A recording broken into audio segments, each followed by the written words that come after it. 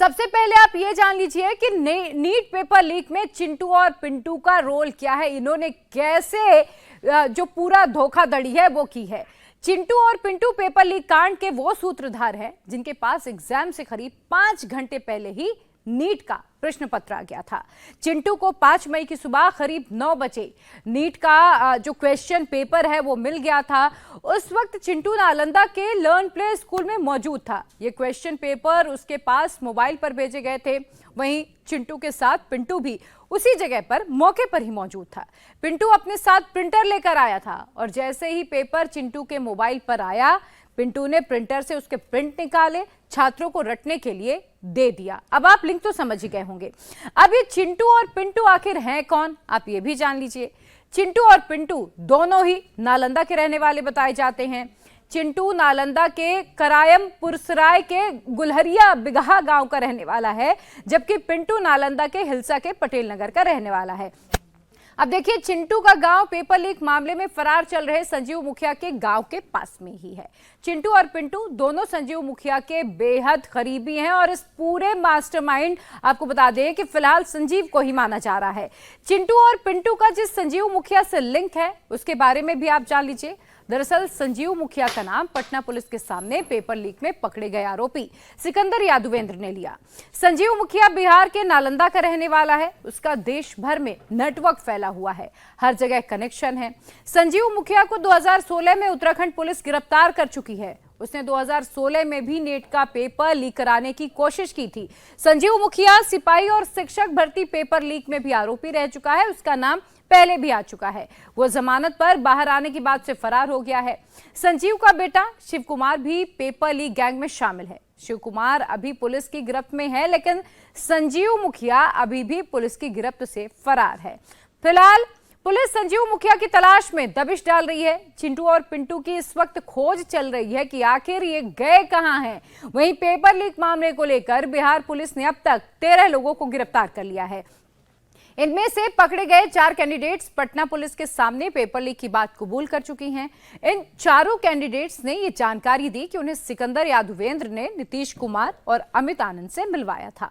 वो उन्हें उनके ठिकाने पर लेकर गए और फिर वहां उन्हें नीट का क्वेश्चन पेपर दिया गया, जिसे उन्होंने रट लिया और दूसरे दिन जाकर एग्जाम दे दिया। एग्जाम में वही प्रश्न आए जो पिछली रात को उन्होंने तैयार किए थे।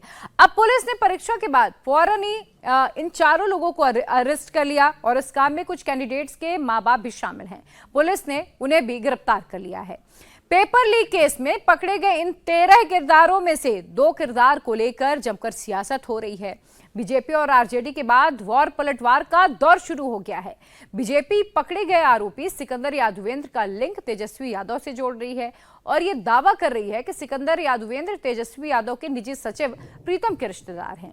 प्रीतम ने ही सिकंदर और उसके साथियों के लिए गेस्ट हाउस में एक रूम बुक करवाया था। तो वहीं आरजेडी आरोप लगा रही है कि बिहार के डिप्टी सीएम सम्राट चौधरी का पेपर लीक के आरोपी अमित आनंद से लिंक है।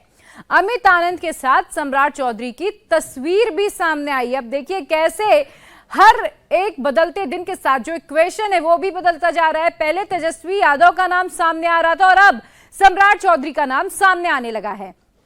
आरजेडी ने भी बिहार के डिप्टी सीएम सम्राट चौधरी की एक तस्वीर भी साझा की है और यह दावा किया कि तस्वीर में दिख रहा शख्स नीट पेपर लीक का मुख्य आरोपी अमित आनंद है। आरजेडी ने यह भी कहा कि आरोपी के हाथों सम्मानित होने वाले सम्राट चौधरी ने अपने सोशल मीडिया हैंडल से उसके साथ अपनी सारी तस्वीरें हटा दी हैं। सरकार पेपर लीक में शामिल मास्टरमाइंड को बचाने की कोशिश कर रही है। आरजेडी की ओर से ये आरोप लगाए गए। राज्य में सरकार उनकी, केंद्र में सरकार उनकी, जांच एजेंसियां उनकी। हम ही कहते हैं मुख्यमंत्री जी को बुला ले मेरे साइड को, अरे चाहे पीए हो पीएस हो कोई हो, बुला करके पूछताछ कर ले कोई अगर बात है तो। लेकिन जो उप मुख्यमंत्री लोग जो सवाल उठा रहे हैं, ईओयू तो आज तक कहा नहीं है इस बात को लेकर के, इनको तो रिपोर्ट करता है नहीं। ये तो बिना ज्ञान है, इन लोगों को ज्ञान नहीं है। जिस इंजीनियर की बात कर रहे हैं 21 में यही लोग अर्बन डेवलपमेंट में लाए थे जल संसाधन से। थोड़ा ज्ञान प्राप्त कर लेना चाहिए इन लोगों को। ये लोग जो किंगपिंग जो है पेपर लीक के, उन लोगों से इशू को डाइवर्ट करना चाहते हैं। जो अमित आनंद है, जो आपका नीतीश कुमार है, ये कौन लोग हैं? इनको क्यों बचाना चाहते हैं ये लोग? क्यों ये लोग जो है डाइवर्ट कर रहे हैं इशू को? जवाब देना कि नीट में जो लोग हैं, लालू प्रसाद जी के लोग अब ये काम भी शुरू कर दिए। पहले जमीन के बदले नौकरी, फिर पहले चारा खाए, अलकतरा खाए, अब नीट के बदले जमीन लोगों से नौकरी, मेडिकल का परीक्षा में भी तैयारी और उसमें भी घुसपैठ शुरू कर दिए। पेपर लीक के जो लोग सामने आ रहे हैं, क्या आपको लगता है कि लालू परिवार से उनका जो रिश्ता है वो है? अरे 200% है। जब उनका प्राइवेट सेक्रेटरी ही इस काम में लगा है, तब इसके बाद क्या इसके बाद क्या सबूत देना है? तो देखिए, आरोप प्रत्यारोप का दौर जरूर शुरू हो गया और अब ये जांच के बाद पता चलेगा कि किसके दावों में कितना दम है।